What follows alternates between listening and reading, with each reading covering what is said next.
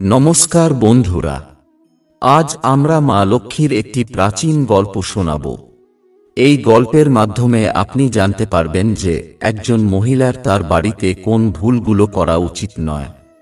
যে মহিলা এই ভুলগুলো করে দেবী লক্ষ্মী তার ঘর ছেড়ে চলে যান এবং তাকে ভয়ঙ্কর আর্থিক টানাটানির মুখে পড়তে হয়। তাই বন্ধুরা, এই গল্পটি অবশ্যই সম্পূর্ণ শুনবেন, কারণ অর্ধেক জ্ঞান সবসময় বিপজ্জনক বলে মনে করা হয়। যে ব্যক্তি এই গল্পটি পুরোপুরি শোনেন, দেবী লক্ষ্মী তার ঘর ভরে দেন সুখ শান্তিতে। চলুন আর দেরি না করে আপনাদের সেই প্রাচীন গল্পটি বলি। বন্ধুরা, বহুকাল আগে মধ্যদেশে একটি খুব সুন্দর নগর ছিল। ওই নগরে সুকন্যা নামে এক মহিলা তার স্বামী ও শ্বশুর শাশুড়ির সঙ্গে থাকতেন। সুকন্যা ছিলেন একজন নিবেদিত প্রাণ নারী, যিনি সত্য ও ধর্ম অনুসরণ করতে প্রস্তুত ছিলেন এবং গৃহকর্মে দক্ষ ছিলেন। সুকন্যা খুব দয়ালু প্রকৃতির ছিল এবং সে সব সময় অন্যদের সাহায্য করত। সুকন্যার স্বামী সঞ্জয় ছিলেন বৈশ্য, তার একটি দোকান ছিল। তিনি বাজারে মানুষের প্রয়োজনীয় জিনিস বিক্রি করতেন। সুকন্যা তার স্বামীকে খুব ভালোবাসত। সে তার স্বামীকে ভগবান মনে করে তার সেবা করত। সুকন্যা প্রতিদিন তার স্বামীর আগে ঘুম থেকে উঠে বাড়ির উঠান পরিষ্কার করে তারপর আলপনা তৈরি করে উঠান সাজাতেন। তারপরে তিনি তার ঘর পরিষ্কার করতেন। তারপর স্নান ইত্যাদি করে তুলসীকে জল দিয়ে দেবদেবীর পূজা করতেন। সুকন্যা কখনো কাউকে অসম্মান করেনি, সবার সাথে মিষ্টি গলায় কথা বলতেন। সুকন্যাকে দেখে সবাই বলতো লক্ষ্মীর মতো গুণ সম্পন্ন নারী।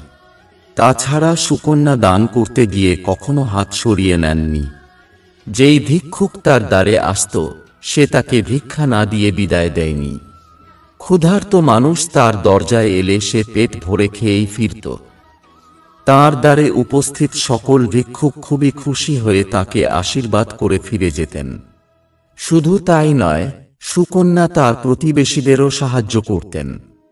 তিনি তার আশেপাশে বসবাসকারী সমস্ত দরিদ্র ও অসুখী লোকদের নিয়মিত খাবার দিতেন। প্রতিবেশীরা তার কাছে যা চাইত, সুকন্যা আগে পিছে কিছু চিন্তা না করে তাদের দিতেন। যার কারণে সুকন্যার প্রতিবেশীরাও তাকে অনেক সম্মান করত। তারা বলতেন, আহা, এই সুকন্যা সত্যিকারের দেবী। দেবী অন্নপূর্ণা স্বয়ং সুকন্যা রূপে জন্ম নিয়েছেন। যখনই লোকেরা সুকন্যার প্রশংসা করত, সবাই তার সম্পর্কে ভালো কথা বলত, সুকন্যা কখনো গর্বিত হয়নি। তিনি তাদের সবার সাথে শ্রদ্ধা ও সম্মানের সাথে কথা বলতেন।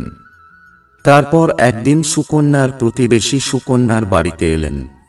সুকন্যা তাকে স্বাগত জানালো এবং বলল, দয়া করে আমার বাড়িতে আগমনের কারণ বলুন। আপনার কিছু প্রয়োজন হলে আমাকে বলুন, আমি অবশ্যই আপনাকে সাহায্য করব। সুকন্যার প্রতিবেশী বলে, হে সুকন্যা বোন, আজ আমার বাড়িতে অনেক আত্মীয় স্বজন এসেছে। আমি তাদের জন্য খাবার রান্না করছি। সেজন্য আমি তোমার কাছে রুটি তৈরির জন্য চাকি বেলুন ও প্যান চাইতে এসেছি। কিছু সময়ের জন্য চাকি বেলুন ও প্যান দিলে আমার অনেক উপকার হবে। কাজ শেষ হলে শীঘ্রই তোমাকে ফিরিয়ে দিয়ে যাব। সুকন্যা বলে, দিদি, এটা এমন কি বড় কথা?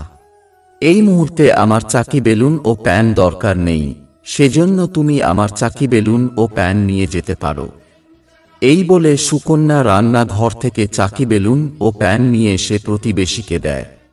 তখন প্রতিবেশী সুকন্যাকে ধন্যবাদ জানিয়ে বলে, আমার কাজ শেষ হলে তোমাকে ফিরিয়ে দিয়ে যাব। এই বলে সে চাকি বেলুন ও প্যান নিয়ে চলে যায়। সে চলে যাওয়ার পর আরেক প্রতিবেশী মহিলা সুকন্যার বাড়িতে আসেন। তখন সুকন্যা তাকেও স্বাগত জানিয়ে বলেন, আমার বাড়িতে আগমনের কারণ কি? তোমার যদি কিছু দরকার হয় তাহলে বিনা দ্বিধায় আমাকে বলো, আমি অবশ্যই তোমাকে সাহায্য করব। তখন মহিলাটি বলে, বোন, আমার ঘরে অনেক ময়লা জমে আছে, কিন্তু আমার ঘর পরিষ্কার করার ঝাড়ু নেই। সেজন্য তোমার কাছে ঝাড়ু চাইতে এসেছি।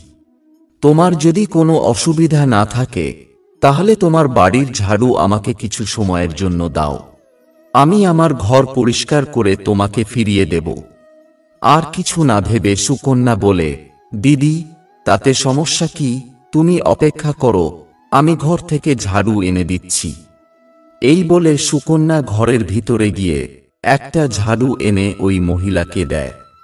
সেই মহিলা ঝাড়ু নিয়ে সুকন্যার বাড়ি থেকে চলে যায়। তারপর কিছুক্ষণ পর আরেক মহিলা সুকন্যার বাড়িতে আসে এবং সুকন্যা তাকে খুব আদর করে স্বাগত জানায়। সুকন্যা বলে, এসো দিদি, আজ আমার বাড়িতে আসার কারণ কি? তুমি যা চাও নির্দ্বিধায় বলো, আমি অবশ্যই তোমাকে সাহায্য করার চেষ্টা করব। তখন মহিলাটি বলে, হে সুকন্যা বোন, আপনি খুব দয়ালু, আমি আপনার সম্পর্কে অনেক শুনেছি, তাই আমি আপনার কাছে একটি সাহায্য চাইতে এসেছি। সুকন্যা বলে, দিদি, দ্বিধা করো না, তুমি যা চাও বলো, যদি আমার ক্ষমতার মধ্যে থাকে আমি অস্বীকার করব না, আমি অবশ্যই তোমাকে সাহায্য করব। তখন মহিলা বলে, হে সুকন্যা বোন, আজকে ছেলের বাড়ির লোকজন আমার মেয়েকে দেখতে আসছে, এই কারণেই আমি খুব চিন্তিত। পরার জন্য এক টুকরো গয়নাও নেই, তাই মেয়েকে কিভাবে সাজাবো? তার পরার মতো ভালো শাড়িও নেই। সেজন্য দয়া করে আমাকে কিছু গয়না আর শাড়ি দাও একদিনের জন্য। যখন ছেলের বাড়ির লোকজন মেয়েকে দেখে চলে যাবে, আমি তোমার গয়না ও শাড়ি ফিরিয়ে দেব। প্রতিবেশীর কথা শুনে সুকন্যা বলে, দিদি, চিন্তা করবেন না, তোমার মেয়ে আমার মেয়ের মতো, আমি অবশ্যই তোমাকে সাহায্য করব। আমি এখন তোমাকে আমার এমন গয়না ও শাড়ি দেব যা পরলে তোমার মেয়েকে রাজকন্যার মতো দেখাবে।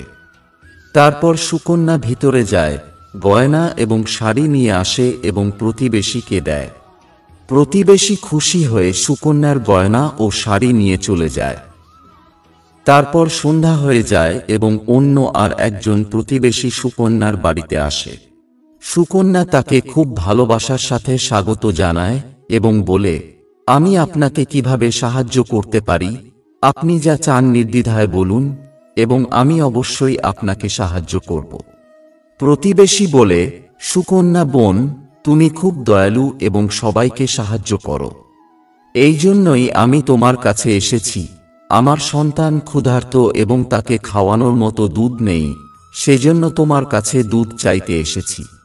একটু দুধ পেলে বড় উপকার হতো। সুকন্যা বলে, ঠিক আছে, তুমি একটু অপেক্ষা করো, আমি দুধ আনছি। এই বলে সুকন্যা রান্নাঘরে গিয়ে কিছুটা দুধ এনে প্রতিবেশীকে দেয়। প্রতিবেশী খুশি হয়ে দুধ নিয়ে চলে যায়। এইভাবে সুকন্যা তার সমস্ত প্রতিবেশীদের সাহায্য করে এবং আনন্দের সাথে ঘরের কাজ শুরু করে। অতঃপর রাত নামার সাথে সাথে সুকন্যার স্বামী কাজ সেরে বাড়ি ফিরে আসে। স্বামী ফিরে এলে সুকন্যা তার স্বামীকে নমস্কার করে খুব ভালোভাবে সেবা করে। রাতে খাওয়া দাওয়ার পর স্বামী স্ত্রী দুজনেই ঘুমিয়ে পড়ে। তারপর পরের দিন ঘুম থেকে উঠে তারা খুব দুঃসংবাদ শুনতে পায়। একজন লোক দৌড়ে সুকন্যার বাড়িতে এসে সুকন্যার স্বামীকে বলে, আরে ভাই, কাল রাতে কেউ তোমার দোকানে চুরি করেছে, কেউ সব মালপত্র লুট করে নিয়ে চলে গেছে। সুকন্যার স্বামী ভয় পেয়ে যায় এবং তার দোকানে ছুটে যায় কি হয়েছে দেখতে। সে দেখতে পায় তার দোকানে রাখা সমস্ত টাকাও চুরি হয়ে গেছে। সে দুঃখিত ও হতাশ হয়ে বাড়ি ফিরে সুকন্যাকে সব খুলে বলে। এই কথা শুনে সুকন্যাও খুব দুঃখ পায়। এরপর সুকন্যা বলল, চিন্তা করবেন না, আমাদের বাড়িতে এখনো অনেক টাকা আছে, যা দিয়ে আপনি আবার ব্যবসা শুরু করতে পারেন। তারপর যখন সুকন্যা তার ঘরের সিন্দুক খুলে দেখে তখন সে হতবাক হয়ে যায়। সিন্দুকের ভিতরে থাকা সমস্ত টাকা পয়সা চুরি হয়ে গেছে। এটা দেখে সুকন্যা খুব ভেঙে পড়ল, সে বুঝতে পারছে না এটি কিভাবে হলো। তার উপর সুকন্যার স্বামী সুকন্যার উপর খুব রেগে গিয়ে তাকে জিজ্ঞেস করে, সত্যি করে বলো, আমাদের ঘরের ভিতরে রাখা সব টাকা কোথায় গেল? সুকন্যা বলে, আমি তো ঘরেই থাকি, সব টাকা সিন্দুকে ছিল, কে চুরি করেছে আমি জানি না। আপনি দয়া করে শান্ত হন, আমরা অবশ্যই এর কিছু সমাধান বের করব। সুকন্যার স্বামী বলল, তুমি যে প্রতিবেশী ও অপরিচিত লোকদের বাড়িতে আমন্ত্রণ জানাও এবং তাদের খাওয়াও, তাদেরই একজন আমাদের বাড়ি থেকে সব টাকা চুরি করেছে।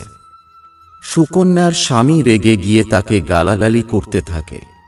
সুকন্যার শাশুড়িও তাকে অনেক কথা শুনিয়ে বলে, তুমি যে ঘরের জিনিসপত্র যাকে তাকে দান করো, তাদের মধ্যেই একজন সব টাকা চুরি করেছে।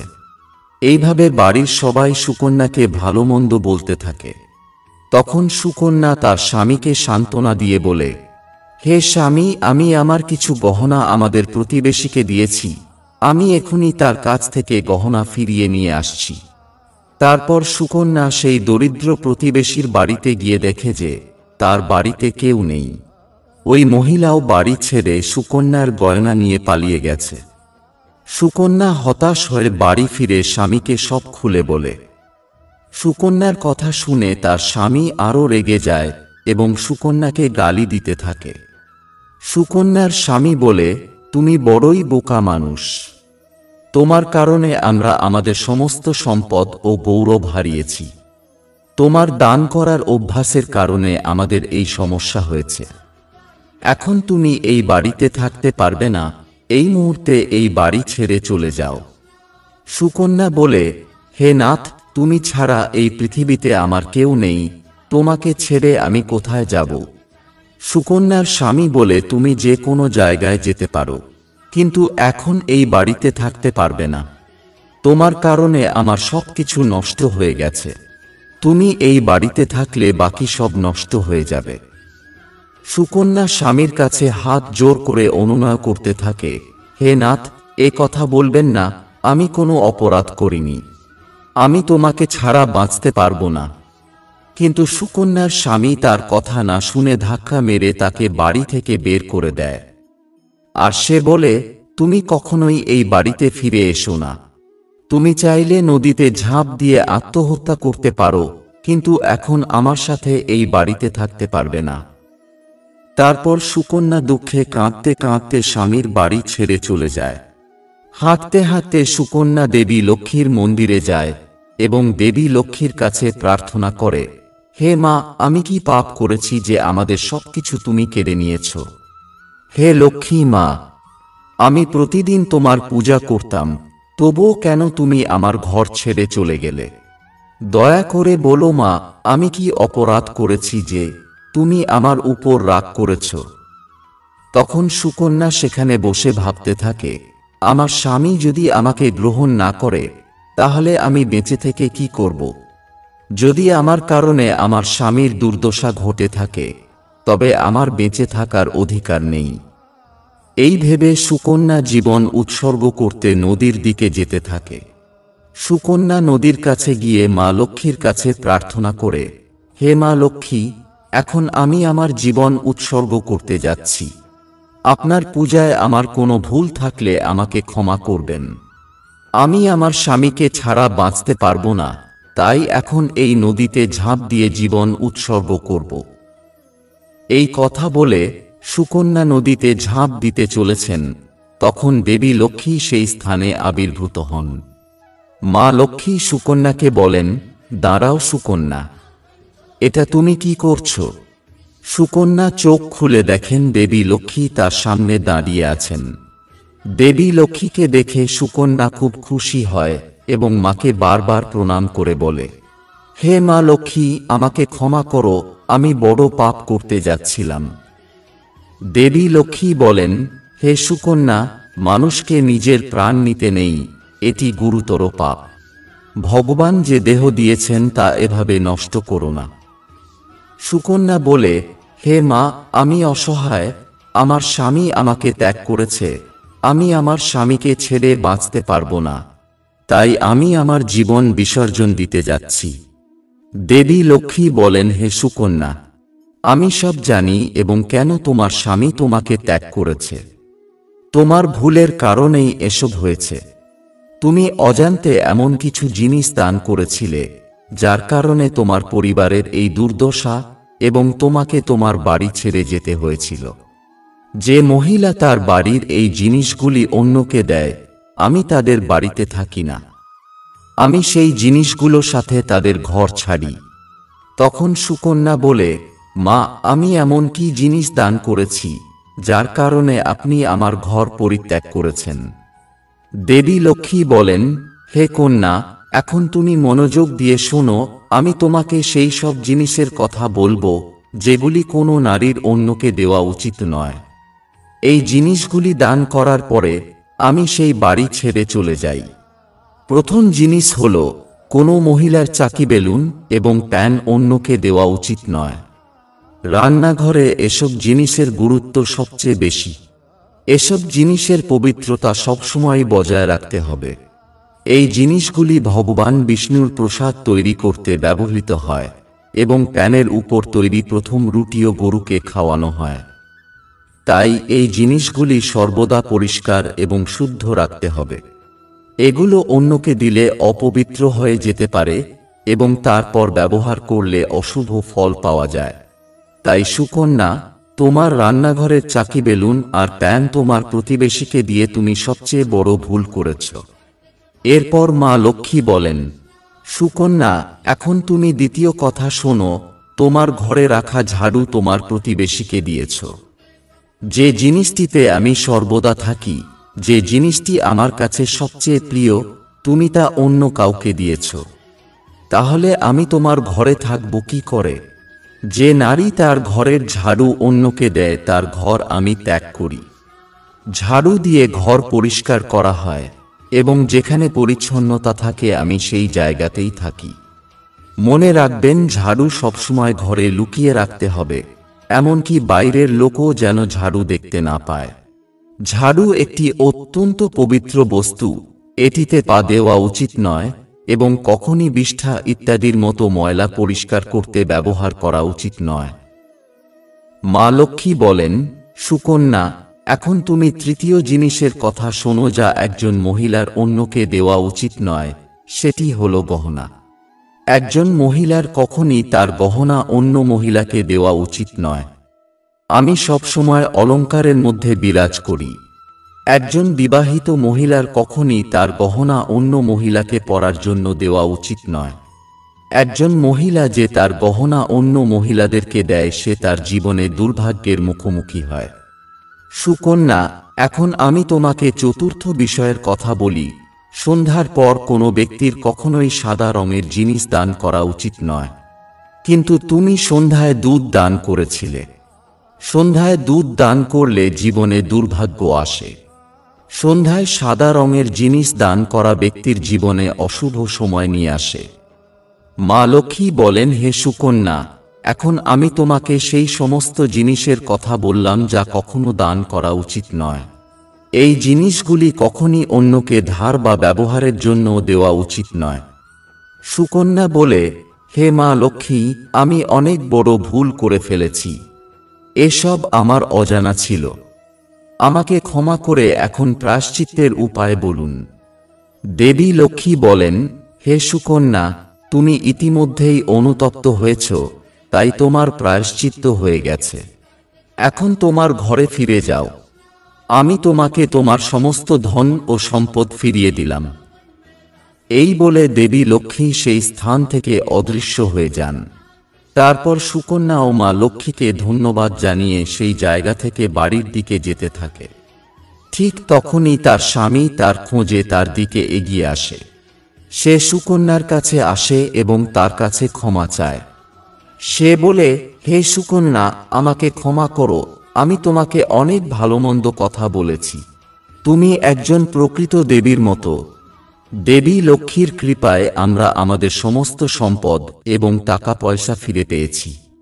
যারা আমাদের টাকা লুট করেছে তারা সবাই আমাদের টাকা ফেরত দিয়েছে এবং তোমার নাম নিয়ে ক্ষমা চেয়েছে। এই কথা শুনে সুকন্যা খুব খুশি হয় এবং স্বামীর সাথে বাড়ি ফিরে আসে। দেবী লক্ষ্মীর কৃপায় সুকন্যার ঘরে আবার সুখ ও সমৃদ্ধি আসে এবং তারপর থেকে সুকন্যা তার বাড়ির এই 4টি জিনিস কখনই অন্যকে দেয়নি। তো বন্ধুরা, আশা করি আপনাদের এই গল্পটি ভালো লেগেছে। ভালো লাগলে ভিডিওটি লাইক করুন এবং কমেন্টে জয় মা লক্ষ্মী লিখুন, যাতে মা লক্ষ্মীর আশীর্বাদ সব সময় আপনার সাথে থাকে।